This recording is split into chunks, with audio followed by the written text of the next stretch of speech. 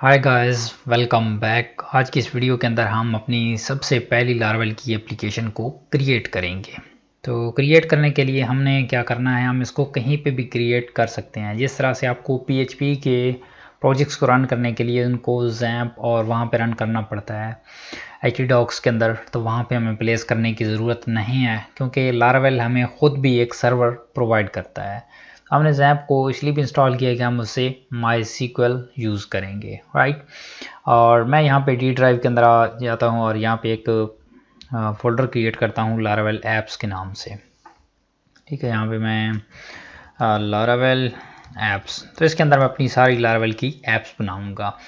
और इस लारावेल की ऐप के अंदर यहाँ पे अब मैंने यहाँ पे कंट्रोल लाना है कि मेरा ये जो CMD है, अगर मैं यहाँ पे ओपन करूँ CMD, तो ये मेरे पास सी यूज़र्स और दैत न्याजी के अंदर खड़ा है। बट मैं इसको चाहता हूँ कि ये लारावेल ऐप्स के अंदर आ जाए। ठीक है, तो उसके लिए आपने क्या करना है, यहाँ पे जाना है और यहाँ पे CMD लिखना है और इंटर कर देना है। तो ये आपका पाथ देखें डी के अंदर लारावेल ऐप्स के अंदर आ चुका है। ठीक है, तो मैंने लिया, आपको CD करने की ज़रूरत नहीं है, ये आपका यहाँ पे आ गया है। अब यहाँ पे हम अपनी लारावेल की एप्लीकेशन को बनाएंगे। ठीक है, तो इसके लिए मैंने आपको बताया था कि आपने पहले कंपोज़र से स्टार्ट करना है। ठीक है, दो हमारे पास वेज होते हैं। एक हमारे पास वे ये है कि हम कंपोज़र से पुल कर सकते हैं और दूसरा वे ये है कि हम उसको ग्लोबली इंस्टॉल करके और देन लारावेल न्यू और देन जो भी हमने एप्लीकेशन बनानी थी उससे हम बना सकते हैं। बट मैं आपको रिकमेंड करूँगा कि आप कंपोज़र को फॉलो करें।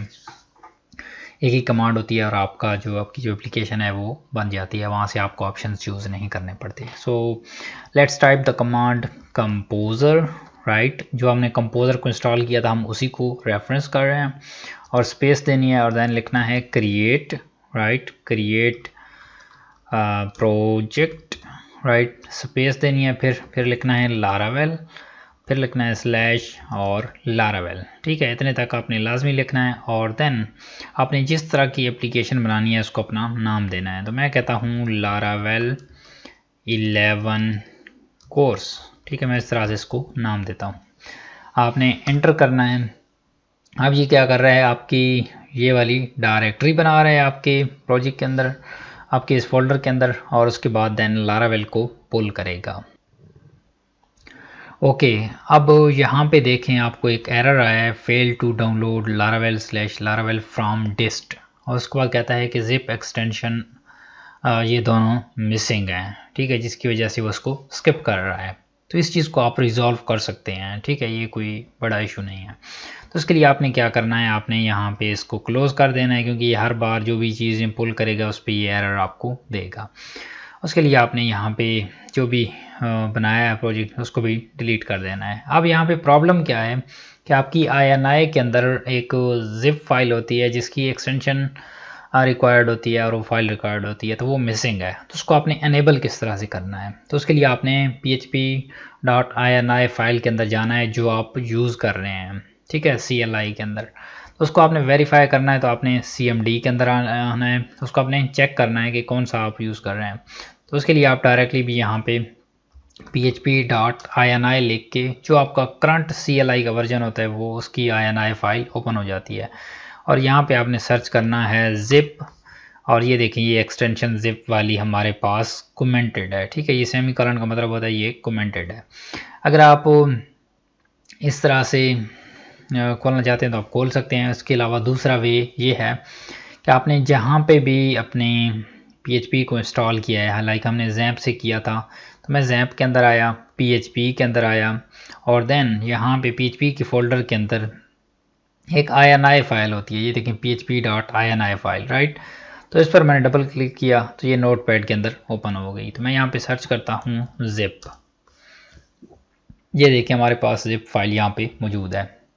और एक चीज़ का आपने ख्याल रखना है कि लेट्स सपोज आप यहाँ पे इस zip के नीचे मौजूद थे, तो यहाँ पे आप सर्च करेंगे तो ये आपको कहेगा कैन नॉट फाउंड। ठीक है, तो उसके लिए आपका ये जो कंट्रोल है ये टॉप पे होना चाहिए और उसके बाद देन इसको आप सर्च करें, देन ये सर्च करेगा। ठीक है, यहाँ पे आएँ और इसका जो कमेंट है वो ख़त्म कर दें, ये अब अनकमेंट हो गई। सेव करें और इसके लिए आपने मेक श्योर करना है कि आपका जो सर्वर है वो रीस्टार्ट हो, ठीक है। देन आपकी ये जो चेंजेस हैं ये वर्क करेंगी। तो इसके लिए आपने जाना है XAMPP run as administrator. Okay, ये रन हुआ, ठीक है। एक बार मैं इसको रन करके फिर से टर्न ऑफ कर दूंगा।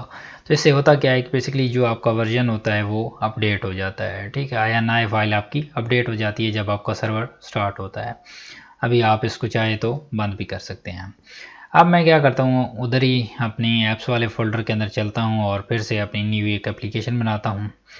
यहाँ पे आया और लिखा कंपोजर क्रिएट, सिमिलर कमांड है क्रिएट प्रोजेक्ट। ये आप बार बार टाइप करेंगे तो आपको याद हो जाएगी। सो Laravel और देन यहाँ पे आपने अपनी एप्लीकेशन का नाम लिखना है Laravel कोड्स 11। अच्छा, यहाँ पे एक चीज़ याद रखनी है कि जब आप कोई भी Laravel के बहुत सारे वर्जन्स हैं, ठीक है, तो जो जितने भी वर्जन्स हैं लाइक 4 से स्टार्ट हुए हैं, 5, 6, 7, 8, 9, 10, ठीक है। जो भी वर्जन आप पुल करना चाहें आप कर सकते हैं। आपने वर्जन स्पेसिफाई करना होता है आप कौन सा पुल करना चाहते हैं।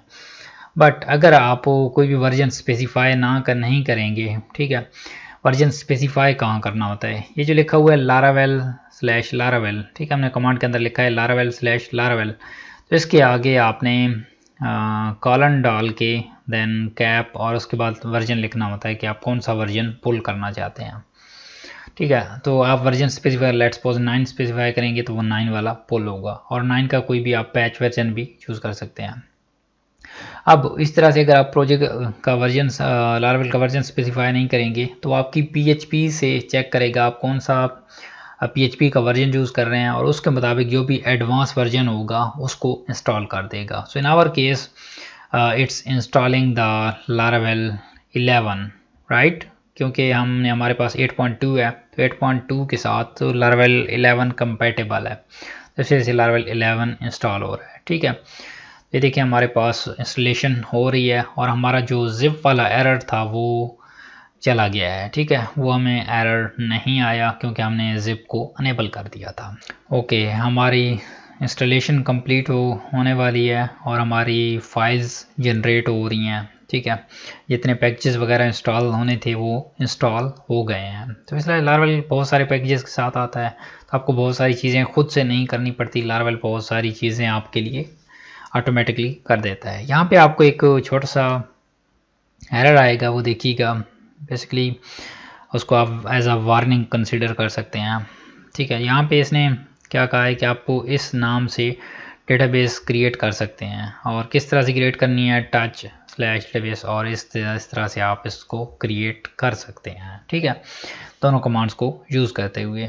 और इसने क्या किया कि दोनों इस डेटाबेस को भी क्रिएट कर दिया और टेबल्स को भी माइग्रेट कर दिया, ठीक है।